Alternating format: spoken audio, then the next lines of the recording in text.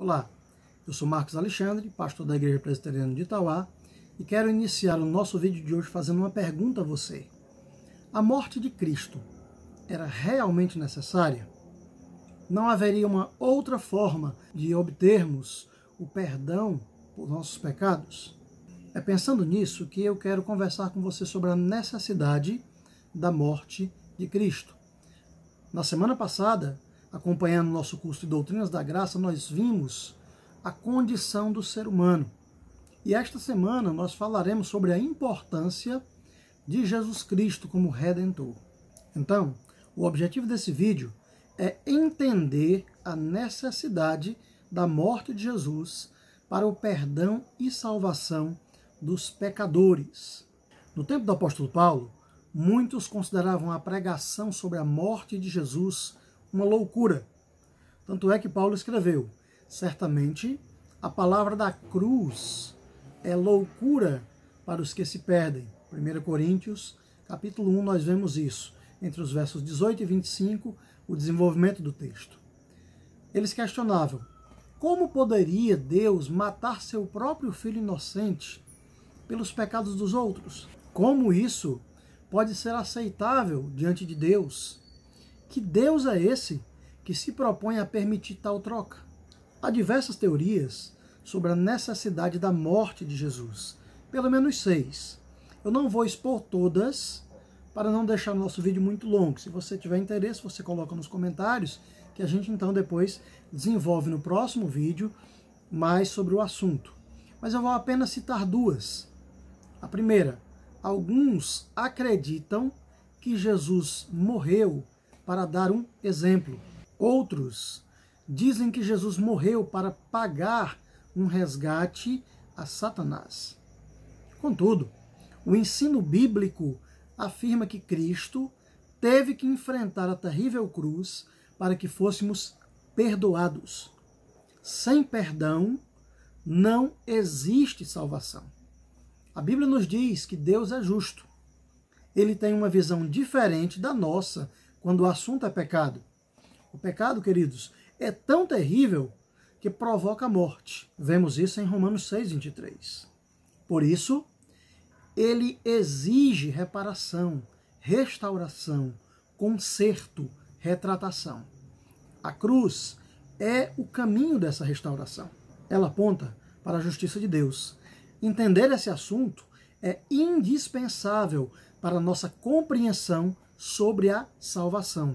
Sem ela, sem a cruz, nós não teríamos uma compreensão adequada sobre a horrível realidade do pecado. Então Cristo, ele se coloca como mediador da aliança. E o que é que significa isso? O Cristo, humano e divino, veio para estabelecer um relacionamento entre Deus e nós, seres humanos. 1 Timóteo 2:5 fala sobre isso. Atos 4:12 também fala sobre isso. A solução de Jesus para essa situação não é negando a existência do pecado ou minimizando a gravidade do pecado, mas morrendo no lugar do homem, do ser humano, desviando a ira de Deus do pecador para si mesmo. Romanos capítulo 5, versículo 1, trata sobre essa questão. Então, ao enfrentar a horrenda cruz, com esse evento histórico, passamos a entender que Cristo reuniu sobre si 3 ofícios: profeta, sacerdote e rei. Portanto, realizou toda a sua obra divina de aproximação do ser humano com Deus Pai. Sem a cruz, sem o sacrifício substitutivo, não haveria conciliação.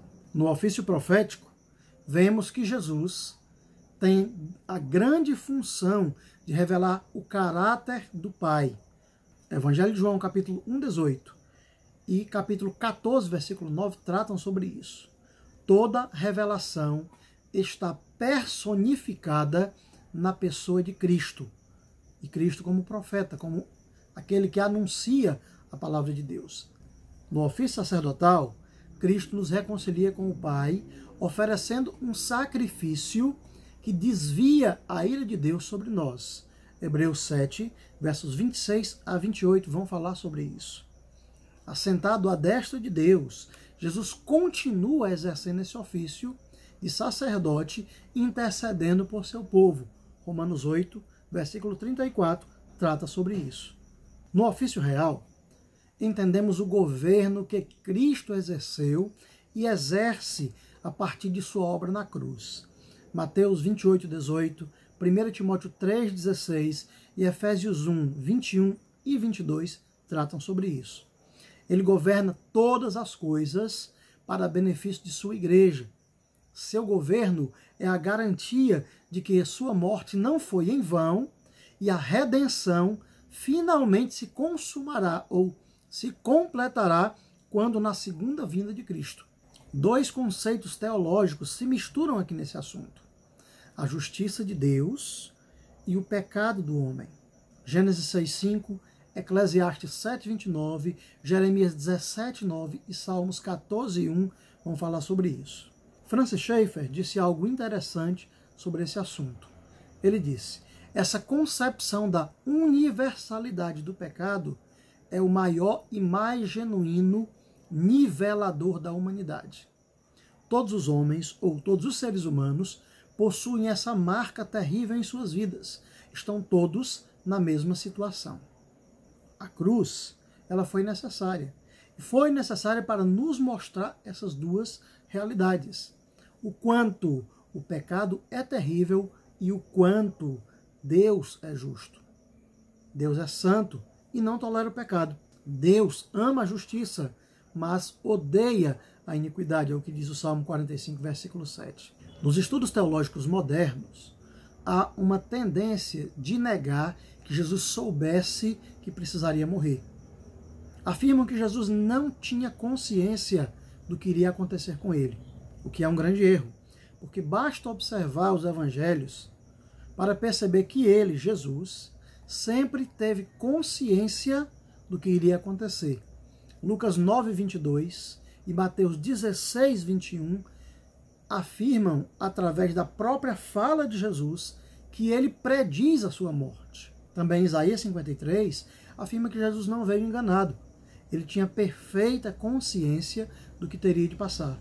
Atos 3:18, João capítulo 17, versículos 1 a 3, primeira carta de Pedro, capítulo 1, versos 10 e 11, mostram que Jesus conhecia as profecias do Antigo Testamento, que desde Gênesis 3:15 já indicavam as dores do Messias. Ou seja, Jesus sabia que sua vida de obediência espontânea ao Pai tinha como desfecho a cruz. Em Romanos 3, Paulo nos apresenta Cristo como justo e justificador. A importância disso é saber que Jesus morreu para conciliar a justiça e o amor de Deus. As pessoas imaginam que, se buscarem obedecer a Deus, ao final serão salvos pela misericórdia de Deus, como se a boa intenção fosse suficiente. Paulo nos demonstra aqui em Romanos 3 que esse caminho é errado.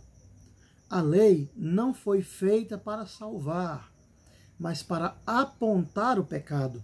Romanos 3, 19 e 20 tratam sobre isso. Assim, a cruz demonstra de forma impressionante a justiça e o amor de Deus. A cruz foi o cálice eterno destilado da ira que estava sendo armazenada desde o pecado de Adão, concentrada numa porção terrível. O Filho obedeceu tomando o cálice da ira para que pudéssemos beber o cálice da salvação.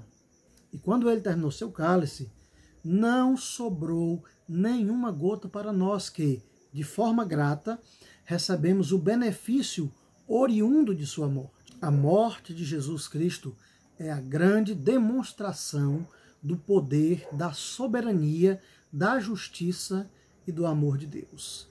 Nós vamos fazer uma oração e após eu quero fazer uma pergunta para você, tá bom? Vamos orar nesse momento? Pai, obrigado pelo aprendizado que temos hoje, partindo da Tua Palavra, aprendizado esse que é necessário para a nossa vida. Obrigado pelo sacrifício de Jesus na cruz, em nosso favor. Assim, eu oro agradecido por Ele, Cristo Jesus. Amém. Meu querido e minha querida, a morte de Jesus foi necessária? Quero que você participe dando sua opinião após ver esse vídeo. Vamos fazer um exercício de aprendizado.